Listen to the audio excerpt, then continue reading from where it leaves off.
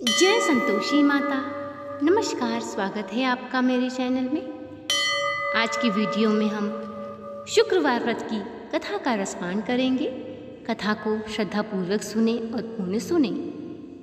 कथा सुनने मात्र से संतोषी माता आपकी हर मनोकामना पूर्ण करती हैं। चैनल पे यदि आप नए आए हैं तो चैनल को सब्सक्राइब करें, वीडियो को लाइक और शेयर करें, बेल आइकन को प्रेस करें जिससे कि सभी वीडियो की नोटिफिकेशन आप तक पहुंचेगी करती हैं। अब आइए सुनते हैं व्रत कथा। एक बुढ़िया थी, उसके 7 बेटे थे।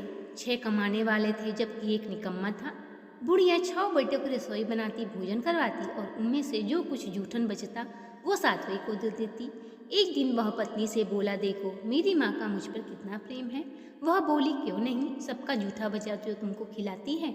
वह बोला, ऐसा नहीं हो सकता, मैं जब तक आंखों से ना देख लूँ मान नहीं सकता। बहू हंसकर बोली, देख लोगे तब तो मानोगे। कुछ दिन बाद त्योहार आया। घर में 7 प्रकार के भोजन और चूरमे के लड्डू बने। वहाँ जांचने के लिए सिर में दुखने का बहाना बनाकर पतला वस्त्र सिर पर ओढ़े रसोई घर में सो गया। वह कपड़े में से सब देखता रहा। 6 भाई भोजन करने आए।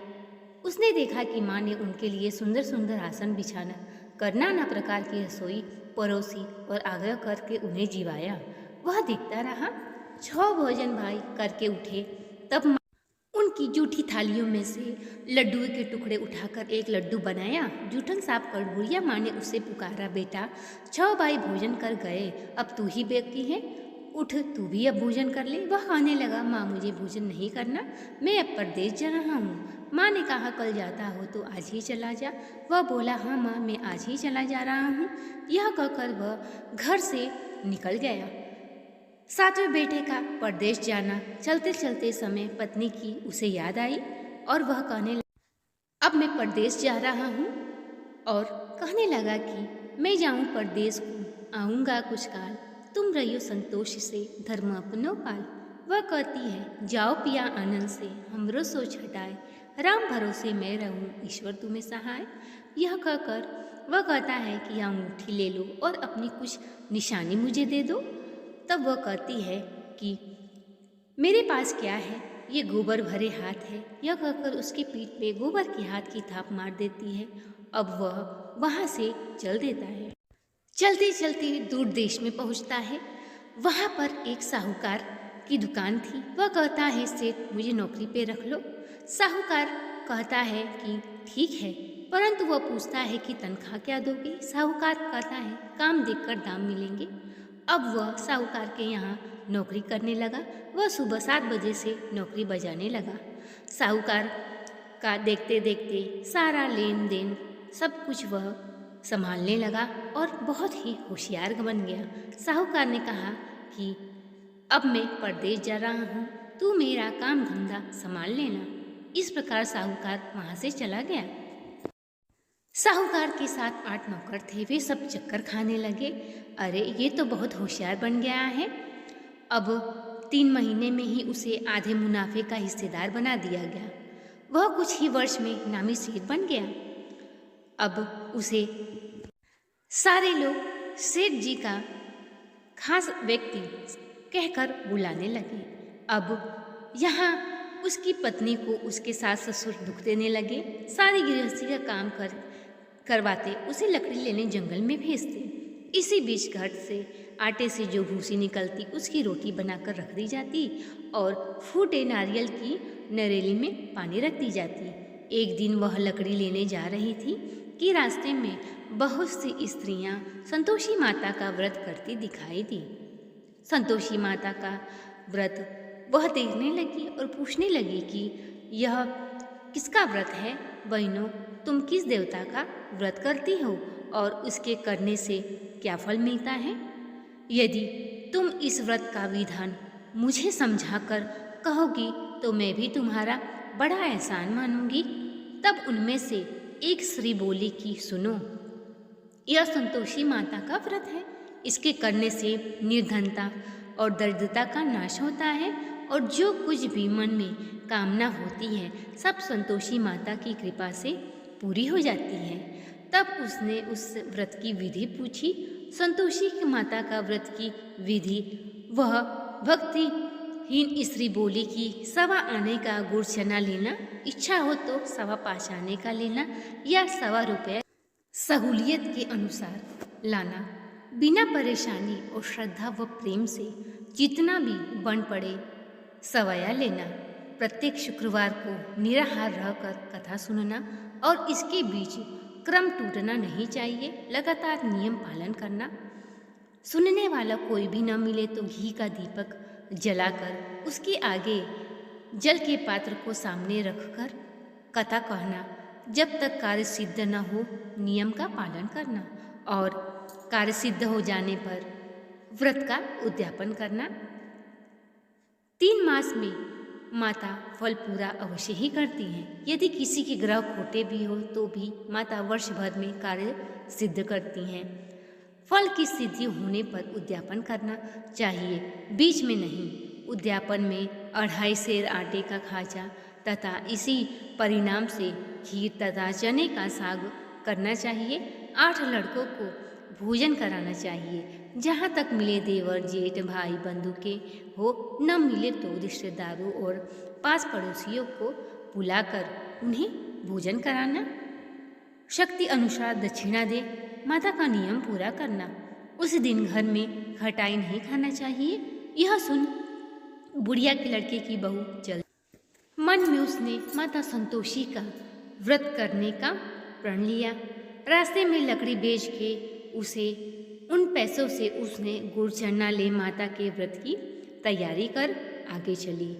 सामने मंदिर देखकर पूछने लगी कि यह मंदिर किसका है। सब लोग कहने लगे कि यह संतोषी माता का मंदिर है।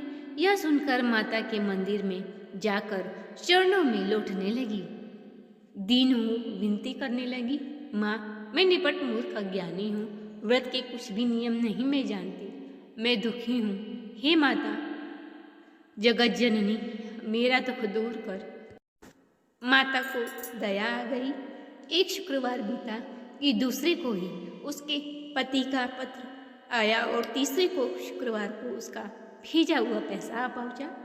अब तो जेठ जेठानी उसे ताने देखने लगे और बोलने लगे कि अब तो इसके पास पत्र आने लगा, रुपया आने लगा, अब तो इसकी खातिर बढ़ेगी। और यह बेचारी सरलता से कहती है कि भैया कागज आवे रुपया आवे, इन सब से मुझे क्या काम है।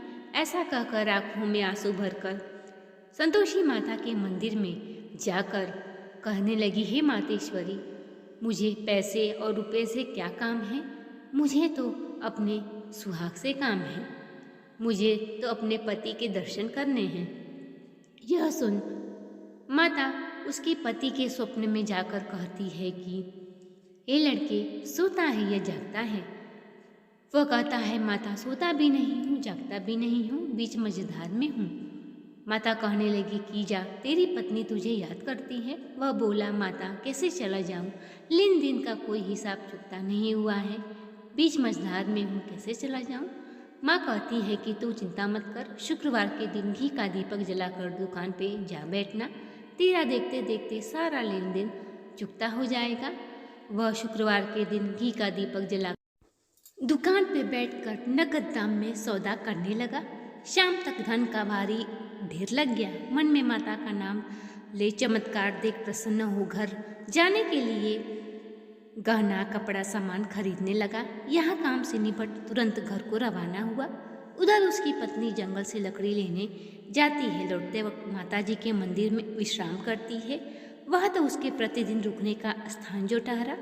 धूल उड़ती देख वह माता से पूछती कि माता यह धूल कैसे उड़ रही है। माता कहती है कि हे पुत्री तेरा पति आ रहा है, अब तू ऐसा कर लकड़ी के 3 गट्ठर बना, एक गट्ठर मेरे मंदिर पे रख, दूसरा नदी किनारे और तीसरा अपने सिर पर रख।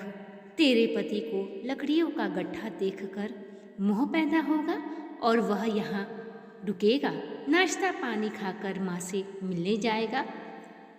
तब तू लकड़ियों का बोझ उठा कर जाना और चौका में गट्ठर डालकर जोर से आवाज़ देना कि लो सासू जी लकड़ियों का गट्ठा लो, भूसी की रोटी दो, नारियल के खोपड़े में पानी दो, आज कौन मेहमान आया है।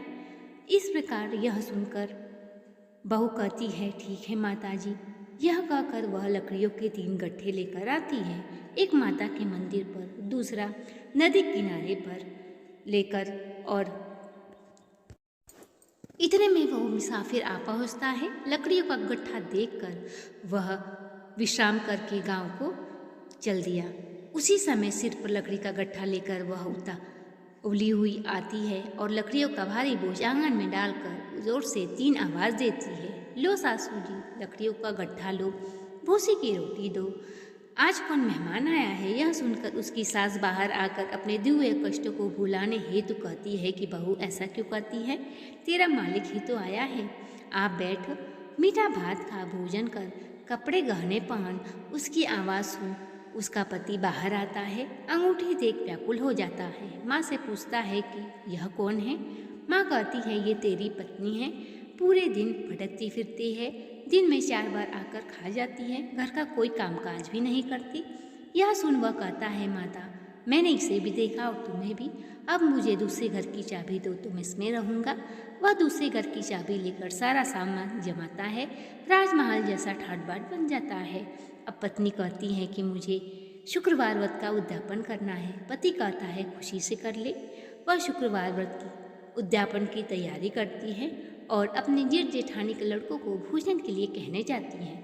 जेठानी अपने बच्चों को सिखा देती है कि तुम भोजन के तुरंत बाद खटाई मांगना, खटाई ना मिले तो पैसे मांगना। यह सुन जेठानी के लड़के भोजन करने आते हैं। वह कहते हैं कि हमें खटाई खाने को दो। भोजन करने के उपरांत वह कहती है कि खटाई किसी को नहीं मिलेगी, यह संतोषी माता का व्रत का उद्यापन है, इसमें खटाई नहीं खाई जाती। वह कहते हैं कि पैसे दो। बहू को यह पता नहीं था, वह पैसे दे देती हैं। वह तुरंत ही दुकान से खटाई खरीद कर खाने लगते हैं। अब तो माताजी बहू पर अपना क्रोध दिखाती हैं। साहूकार के नौकर उसके पति को पकड़ कर ले जाते हैं और तब सास ससुर जेठानी सब ताने देने लगते हैं, चोरी करके धन इकट्ठा कर लाया था, इस कारण साहूकार के नौकर इसे पकड़ कर ले गए। वह रोती हुई माता के मंदिर में जाती है कि माता हंसा कर क्यों रोने लगी। तब माता कहती है कि तूने खटाई देकर मेरा व्रत भंग किया है, इस कारण तुम्हारी यह दशा हो रही है। वह कहती है, माता मैं तुम्हारा उद्यापन फिर करूँगी, मुझे क्षमा करें। वह फिर उद्यापन की तैयारी करती है और माता कहती है कि जा, तेरा पति तुझे रास्ते में आता मिलेगा। उसका पति रास्ते में आता मिलता है। वह कहता है, कहाँ गए थे। तब वो कहते हैं कि साहूकार का कुछ लेन देन हिसाब बाकी था, वही चुकता करने गया था। खुशी खुशी वह उद्यापन की तैयारी कर उद्यापन करती है, गांव के लड़कों को लाके भोजन कराती है। माता के उद्यापन करने के पश्चात माता सोचती है कि ये तो रोज़ मेरे मंदिर आती हैं, क्यों न आज मैं ही इसके घर चलूँ।